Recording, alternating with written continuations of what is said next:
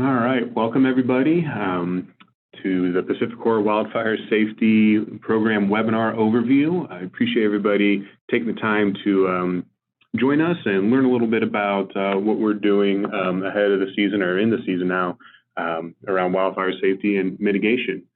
So today you'll be hearing from several PacifiCorp representatives, first being Alan Barrett, our Vice President of Transmission and Distribution Operations. And then secondly, Stephen Vanderberg, he is our Manager of Meteorology, and then followed by myself, Drew Hansen, from the Public Information Officer perspective. So with that, I'll hand it over to Alan Barrett. Thanks, Drew, and good morning to everybody who's joining us. Appreciate your time. On the slide in front of you, you'll see the topics that we're going to be discussing this morning. And we'll highlight the core elements of our wildfire mitigation plan. This includes activities like situational awareness, our mitigation projects for the long term, and operational response are all in the foundations of the wildfire mitigation plan. Then we'll take a look at the activities that are being done and conducted before fire season, or right now as we go into fire season, to make sure that we are prepared and our system is prepared. Then we'll cover our longer term mitigation projects that are underway and what to expect over the next coming years, as that is a multi-year effort. Then we'll touch on public safety power shutoffs and expectations and procedures related to that. And lastly, we'll cover our community outreach activities. So with that, let's first take a look at the service territory that is PacifiCorp.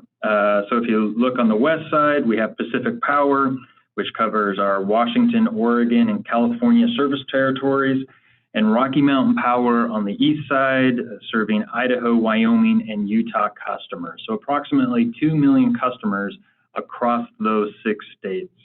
And this is a good place to start just for context on PacifiCorp's capability to respond to events. So obviously, when you look at this map, you can see we cover a wide geographic area. And what this means when it comes to wildfire preparedness, that if an event is located in a specific geographic area, we have resources spread out across these 6 states, and we can redeploy those resources as needed to respond to any local geographic weather event, wildfire being one of those, but also if you think major storms, winter storms, that same capability exists. And that's what PacifiCorp can draw upon to respond to any event, and also part of the wildfire mitigation plan.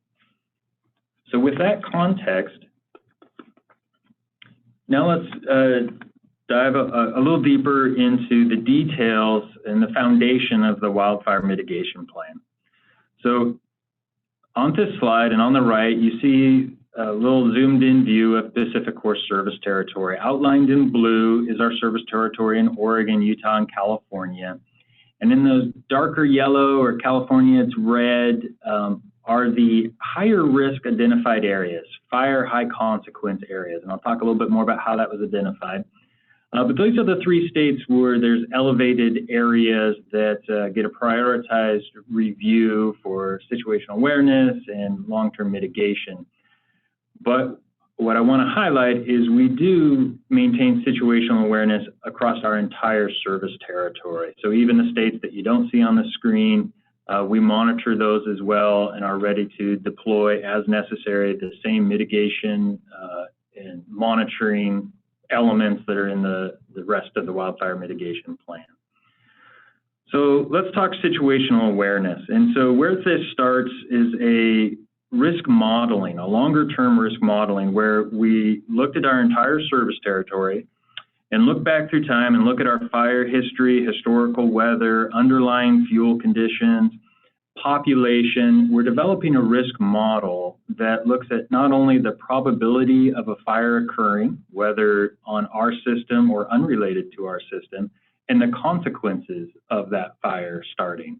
And when we develop that model across our service territory, that's where we identify higher risk areas than others of the consequences of a fire, or the weather patterns in that area, making that area of higher concern. And that's how we develop those fire high consequence areas, or FHCA areas, where we have targeted and prioritized the wildfire mitigation efforts.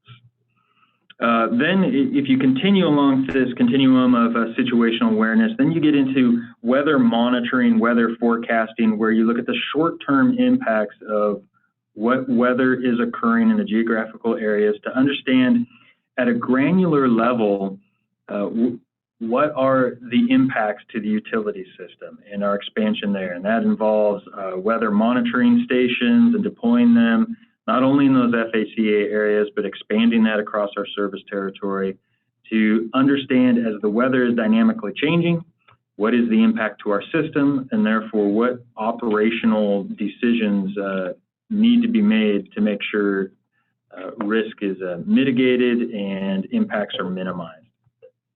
So once we have that situational awareness, both long-term historical impacts, short-term weather impacts, we bring that all together, and we want to make sure that we're using that information and we're coordinating and collaborating with communities and public safety partners. And this is to better understand these impacts on the communities, what are their concerns, and make sure that we are sharing how we see things and the risks, and that both those are taken into consideration when we have a wildfire mitigation plan. We want to make sure we're transparent with the communities we serve, taking their concerns into account. The end goal is to make sure that communities are kept safe at all times. So that's our situational component. Then we move into how do we keep the system resilient? So in these areas, how do we make sure the system itself, our facilities, are ready for these types of weather events?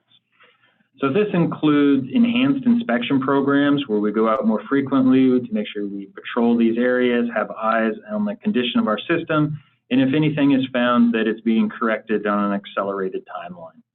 This also includes vegetation management practices, and the enhancement here is thinking beyond just making sure we're maintaining clearances between nearby trees and our lines. That's our underlying vegetation management, but expanding it to hazard tree identification of trees that might be in our right-of-way or maybe even outside of our right-of-way, where the tree has a fall-in risk that under certain wind conditions, if the tree was to fall over, even though it's 100 feet away from our line, could impact the line and create an ignition. So it's expanding our vegetation management program to help identify and remove those trees where possible, just to mitigate that risk altogether.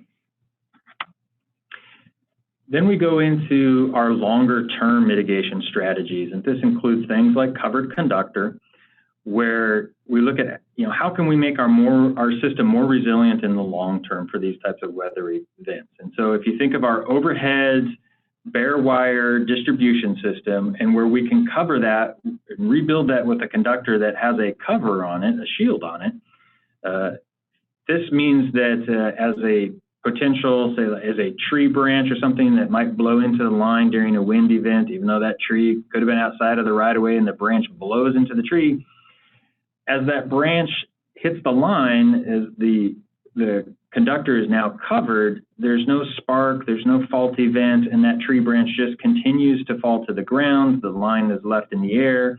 There's no spark, there's no potential for ignition. And so the main mitigation strategy in these high-risk areas is to rebuild the overhead line to this covered conductor. Another plan element is to make sure we're responding rapidly to fault events. And what I mean by that is the replacement of relays and line reclosers. And these are devices that, when they sense a fault activity, are able to open up the line quickly, allow whatever the disturbance is to maybe that branch to fall to the ground before closing back in. And with new relays and new line reclosers, it increases the capability for those to be more sensitive, to be able to respond to different types of events and be able to open up quicker. And that reduces the amount of energy that can go into a fault, therefore reducing the potential of a fire being started. And an exciting new technology in this realm is relays that are constantly monitoring the power quality of an energized line and able to detect waveform signatures that could potentially be disturbances out on the line that haven't yet created a fault condition. And so that allows us to deploy field resources and in certain areas based on that relay detection and find issues before they actually cause an outage or cause a fault. And so that's a very proactive approach before issues are even experienced. And that technology is being implemented on our system as well. So all those plan elements together make up a wildfire mitigation plan across our service territory, so you get a sense of the areas that are being prioritized on, but we're constantly evolving and reviewing where we're deploying these tactics. Again, it's a multi-year effort, and so this constant review of where should these be deployed, and as we make that progress, just to reduce the potential and mitigate against the wildfire risk. All right, so now let's move into the specific activities that are going on as we come into this year's fire season. And so we already talked about the increased inspections and vegetation management that takes place as part of the wildfire mitigation plan. But what I also want to highlight here is when it comes to vegetation management is a piloting of a new technology that is expanding our vegetation management program even more, and that's piloting the use of satellite imagery. This allows us to produce an inventory of trees that have that falling risk that I was talking about earlier. And by using the satellite imagery, by creating that inventory, now we've created a quantitative measurements of that risk, and so that we can show that reduction in risk over time. As that inventory of trees is reduced, it gives us a strong measurement of that risk as we move forward through the years. And so that's another way we're expanding our vegetation management program and deploying new technologies than we have before. I also touched on weather stations a little bit already, but what's important to highlight here is just the continued expansion of our weather station network. So whereas we started the deployment in those FHCAs, we're expanding that across our service territory so that we can get a more granular information coming back across our service territory of the dynamic weather and its impacts to our system. So that's expanding as well. And so, and Steve also has a slide here coming up where we'll be talking about, his group, but that's also an expansion of where we've brought inside a meteorologist department, and Steve will be talking in more detail about what that means and how that will grow our situational awareness moving forward as well. So now let me touch on operational practices. So this involves training our employees on different operating practices to help mitigate the risk of wildfire. And examples of this can be as simple as making sure we have the right equipment on our trucks, to not driving vehicles across grass fields where a hot engine could ignite the grass, so maybe some vehicle modifications need to take place to make sure that that ignition is not possible. It can also include more complex response of relay settings or additional patrols before closing in breakers after an outage under certain weather events. So a lot of activity is covered under operational practices, but that's just where, given in fire season and under certain weather conditions, we just change the way our construction processes occur, again, just to reduce the potential of wildfire ignition.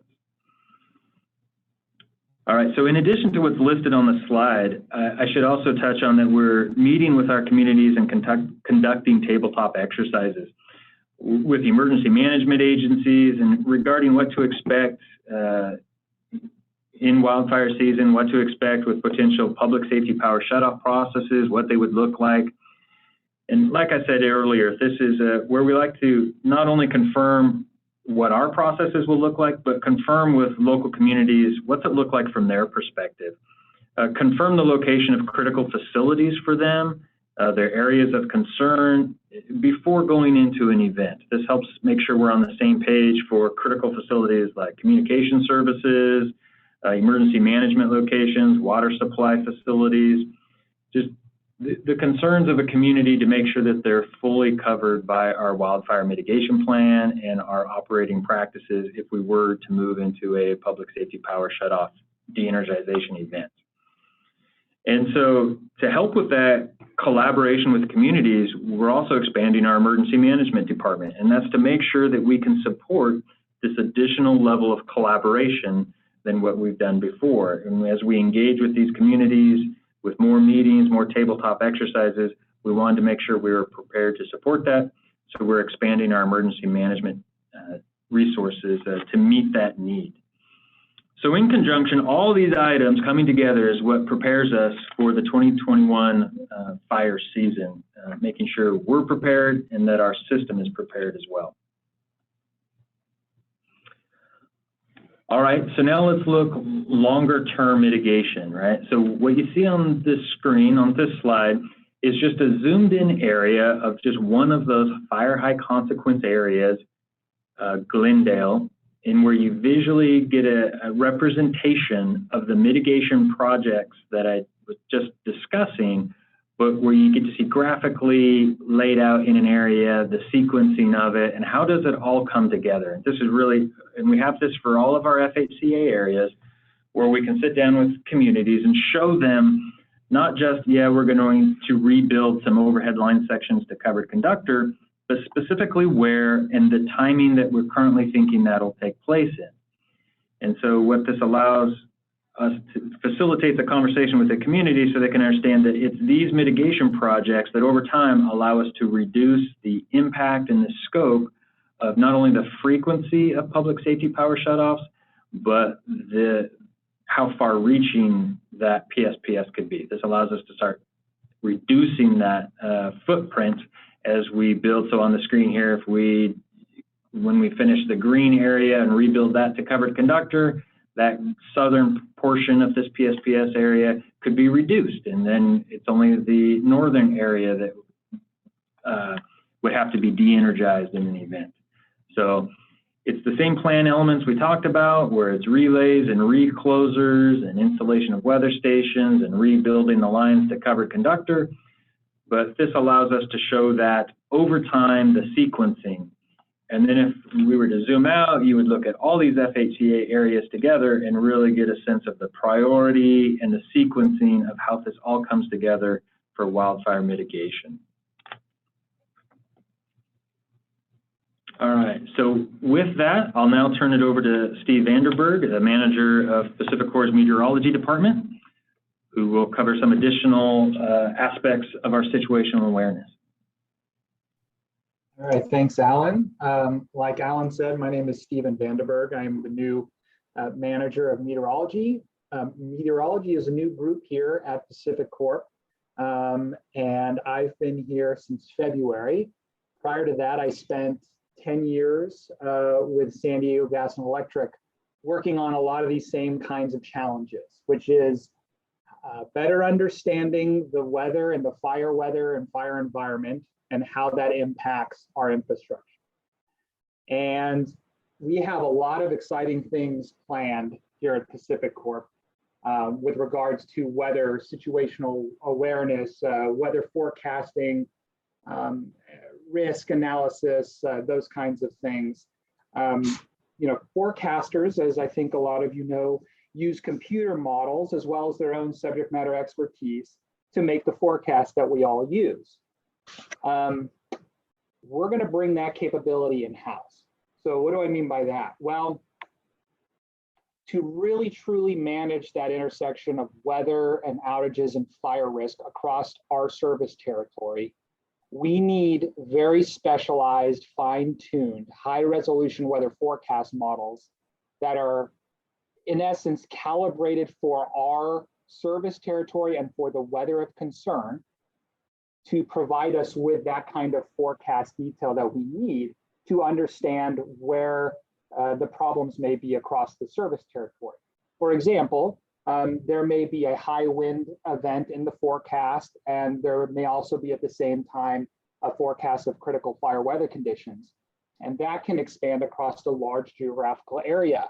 Well, what we need to know is across that area, where are those risks intersecting our power lines? And that's what we're trying to do here. So we have already started those initial phases to build out that capability here. We're going to be running our own high resolution weather forecast models, and then we're going to take those models and we're going to take that output, that forecast, and translate it into system impact. So in other words, what does a 45-mile-per-hour wind gust mean? That means one thing along the Oregon coast, but it means something completely different in Grants Pass.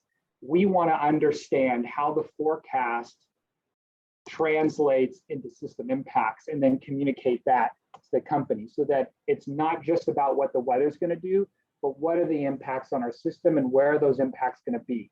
And the longer lead time that we can provide the company of those potential impacts, the more time we have to prepare to mitigate that risk. Another thing that we're going to be doing is expanding our network of weather stations. We're going to basically look for those additional gaps in coverage and fill those so that it increases our situational awareness across our system, so that we know what the weather conditions are doing on a lot of these power lines, particularly in more remote areas where there is a lack of weather stations currently. But we're also going to leverage existing weather stations, and we've already embarked on a study, if you will, of the climatology of each of these weather stations to identify what constitutes an extreme wind for any given location, because that depends on where you are, right? And that's important to understand when you're trying to understand impacts to your system. So that's something that's coming. And then on top of that, we're looking at or exploring ways to build websites or web pages that can pull all of this information in, not just for us here within the company to look over, examine, digest, and just keep broader situational awareness over our service territory, but then we're going to make a lot of this data publicly available so that for the customer out there, wherever they may be, that they'll have a way to access not just the weather observations from the weather stations, but the climatology of those weather stations will be available. So you can see when you've reached a point that is unusual for that location. Forecast information will be available, et cetera. So I think it will help increase all of our situational awareness across our service territory. And then lastly, as we've already seen in California with these alert wildfire cameras, this network has expanded and now is expanding across our service territories. And we're beginning to use these cameras for situational awareness to both monitor the weather's impacts on the surrounding environment in real time and any potential other hazards that may be out there, but also even just to do a quick visual assessment of the fuels. So for example, in the image on the right there from Cedar City, this was a camera view looking towards sort of pinyon, juniper, grass, and some other vegetation out there where you can see the grass in this particular picture is not green. And so you can get a good visual sense of where maybe there's green up occurring, where grasses have cured. You know, what does it look like on the ground in addition to the data that you're pulling in, right?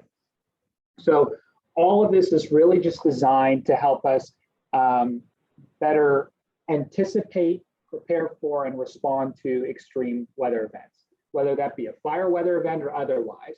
And that really allows us to take the steps necessary to mitigate our risk of weather-related impacts across our service territory. I think I'm handing it on to you. Is that correct? Yep, thank you, Steve. This is Alan again.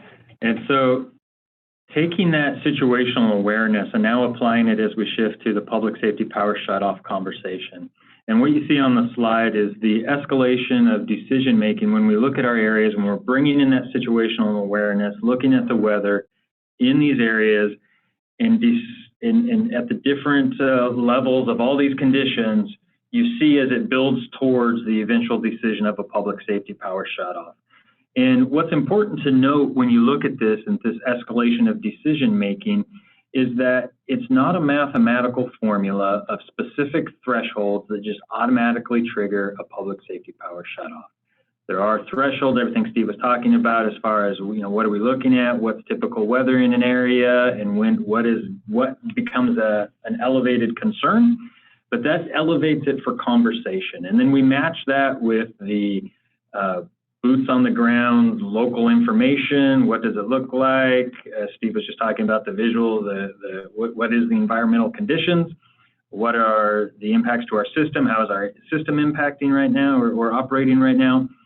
And it also brings into consideration the local communities where we reach out to emergency services and understand their situational status. What conditions are they seeing right now? And what concerns do they have? That all comes into the decision making of a public safety power shutoff. And so just to, again, recognize that it's not a mathematical formula, it's not a hard cast threshold that is reached, that just elevates it through this decision making process. But a lot of other conditions and considerations are evaluated before we get to a public safety power shutoff. So now I'm going to turn it over to Drew Hansen, our Public Information Officer, who's going to cover some of the notification aspects of public safety power shutoff and customer outreach. Yeah, thank you for that, Alan. And before I dive into this, I just want to point out to folks that we definitely will have some questions and answers at the end of this. So please do use the Q&A function and submit those, and we're happy to get to those here once we conclude this presentation. So as Alan mentioned, that if we reach a public safety power shutoff, which we view as a measure of last resort, we definitely have a robust communication and outreach chain put into that program. And so between the 72 and 48-hour mark before we would initiate a potential public safety power shutoff, or if our meteorology team is seeing weather conditions that might necessitate one, our in-house emergency management staff are reaching out to their contacts in whatever area might be impacted by a PSPS. So giving them the heads up that, hey, there is some weather that we're looking at, which may necessitate a PSPS, so that they can prepare on their end while we are still preparing on our end. And then as it nears, as the forecast solidifies a little bit more, around the 48-hour mark, so 2 days before actually de-energizing any lines, is the ultimate goal to give that first touch point to our customers so that they can be prepared ahead of any power shutoff. And that's kind of the unique thing with a PSPS, is that this is an outage that we can predict and that we have kind of awareness of, so that we can prepare. And it is always important that year-round we have preparedness plans, that we have outage kits ready, just as you would for a winter storm, but it's become a year-round necessity. So now with that 48-hour mark, our customers are working with the same information. We'll be able to communicate the who, what, when, and where of the PSPS, so what area might potentially be impacted, the number of customers might be affected by this, the estimated duration of how long the potential PSPS might last, and then just what to expect along duration and where and the location. And then as it continues forward, we'll do another touch point at 24 hours. Even if there's nothing to update, we'll reiterate the same information. And the channels that we're using on this are phone calls, so automated phone calls to our customers, or email and text message, depending on the preferences that they've checked on their account. We're also sending out press releases to the news media with the same information. And then we're updating PacifiCorp's either the Rocky Mountain Power or the Pacific Power social media channels and our website. But the goal is always to alert our customers first and then do the public notification after that, very soon after that. so that we're really utilizing every channel that's available for us to communicate this out. And then in addition to that, we're providing the same messaging to our emergency management partners at the local and county level. We're also providing it to critical customer lists, which would include telecommunications and hospitals and others, so that they're working from the same information, because we all know that in times like this, communication is key. So just making sure that the message is clear and that it's the same and that everybody's working from the same information. So then at this Mark II, as we continue towards a PSPS, we would also do outreach around the 2-hour mark, letting folks know that, hey, this is going to happen, this is imminent, power is going to be shut off at this time in this area and will impact this many individuals, and this is the duration of the forecast that we're working off of, how long we can anticipate that PSPS would last. And then at 1 hour, do a similar message, and then once the event begins, we'll notify everybody that we have de-energized. And then during the actual PSPS, we'll put out additional communications, just alerting media and on our social media posts where we are in restoration efforts. You know, if there was any damage to our system, how long that damage is going to take to restore power as our crews are patrolling lines. And then once we have a very clear idea of when power is going to be coming back on, we'll communicate that. And then a final message letting everybody know that the event has concluded. And all that to say, so preparedness is key in any situation here, but also with our customers who rely on electricity for medical needs. You know, it's very important that they self-identify with us or their utility, letting us know that they do have medical needs in their home that are dependent on electricity. We will provide additional touch points and outreach during a PSPS. And then in addition to that, it's really important for those individuals to work with their medical providers to ensure that they have appropriate backup generation for their devices, and as always, have a plan in place. So that's the kind of timeline for PSPS notifications, but that's leading up to event. Year-round, we are communicating around both outage safety and then wildfire safety from the perspective of what the utility is doing, and then also how customers can prepare ahead of any wildfire season. And so we're doing that through many different avenues, advertising, through print, radio, digital, and social. I know a number of you probably found out about this webinar via some of the advertising we were doing on social media. And then also we're running a bill message to all of our customers that reinforces the need for wildfire safety, but then also compelling or asking individuals to update their contact information with us. So if we do have to reach them for a PSPS, that we have the best and latest contact info to get the word out. And of course, this webinar, and then we have a number of informational sheets and flyers and brochures on this topic, both about PSPS and about general wildfire safety. And then we also have a resource center on our website. And I think we have a little bit more of that on the next slide. Yeah. So on our website, we have a couple different landing pages for this topic. You can go to pacificpower.net or rockymountainpower.net and then /wildfire safety or /PSPS. And on the wildfire safety page, there's some general information around safety and preparedness, both from what the utility is doing and what customers can do to prepare for an outage or build defensible space, put together emergency kit, all that stuff. So a really a good resource center on the website. But then also on that PSPS page, we have a map on there.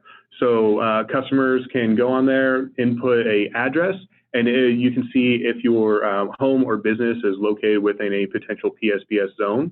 And then if we're nearing a potential public safety power shutoff, there are some polygons on that map that will update.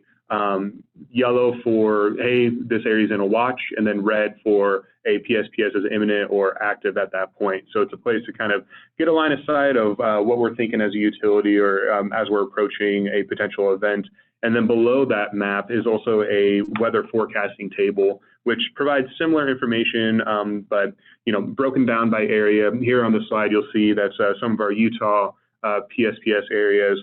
And they're all showing normal, but it's a 7-day forecast. So as we near a potential event, that would switch to watch or event, so that, again, our customers and web users know kind of what we're going towards. So that kind of brings us to the end of the webinar. I appreciate everybody listening in, and it looks like we do have a few questions that have come in. So the first one here is specific to GIS layers, and if that's something that we can provide to, it looks like, emergency managers. That's a great question, Drew, and I appreciate that being asked of us. As we increase our collaboration with different, public safety partners, that's definitely been a request. And what we've been doing is meet with the different agencies and try to figure out how to exchange that information. So yes, we can provide GIS information. It's about finding out what's the right and appropriate level of detail to make sure it's maintained and kept up to date. But shape files, as far as areas of concern and PSPS areas, yes, we're looking to partner and figure out the best way to share that information. And it's really making sure it is kept up to date. That's what we want to make sure is done. We can definitely provide it, but we want to make sure it's maintained. Okay, very good. Thank you for that, Alan. And it looks like maps are the top questions here. So the next one would be, we shared that construction timeline with Glendale, that show Glendale. Is that another resource that we could share publicly, or how are we using those? Yeah, that's a great question as well. So what we're looking to do is provide those on the resource pages that Drew was talking about, so that people can find on our website, as part of all that additional information, would be the projects that are ongoing across the years, those files, so that they're accessible and available to people. So we'll be looking to get those posted. In the meantime, if there is a community or an emergency, an agency that would find some of that useful, yes, they can reach out to us as well and start that conversation, and we can make sure they can get it. Okay, very good. Well, those seem to be the two topics, two questions that are being asked at this moment. We can give it another minute. I know we are already over time, but we're happy to kind of hang out and answer any questions that come in. I will just reiterate from the public information standpoint, we are working very closely with our emergency management partners out there in the counties and cities that we serve. But going back to communication being key during any event, I just want to reinforce to our customers, log into your account, check your contact information and all the different ways that we would be able to get a hold of you. Just make sure it's up to date with us. And then two, there are ways, if you do have medical needs that are dependent on electricity in your house, to self-identify with the utility, and then also to always have a plan. So, okay, we'll give it another minute here. See if anything else comes in. So while we're waiting, the question I get asked when I describe the wildfire mitigation plan is about undergrounding lines, and is that a part of the wildfire mitigation plan? And that's a great question. And undergrounding lines is always a consideration when we look at rebuilding a line. But when it comes to undergrounding, the cost to underground a section of line end up being 5 to 6 times more than the cost of going to covered conductor. And they both, are effective in the mitigation of wildfire risk. And so it's really an economical decision. But there are cases where undergrounding does make sense and is used in place of rebuilding to covered conductor. So it is in there. It is part of the wildfire mitigation plan. It is considered, but it's a smaller portion compared to the rebuilding to covered conductor. All right, thanks for that additional information on that, Alan. All right, doesn't look like there's any other questions coming in. Again, we appreciate everybody attending today, and I hope you got some good information out of this. So this webinar is recorded, so it will be available on the Pacific Power and the Rocky Mountain Power websites under the wildfire safety section. So if you'd like to review it or share it with friends, families, and colleagues, you'll be able to find it there. So again, thank you all for joining us today, and have a wonderful and safe weekend.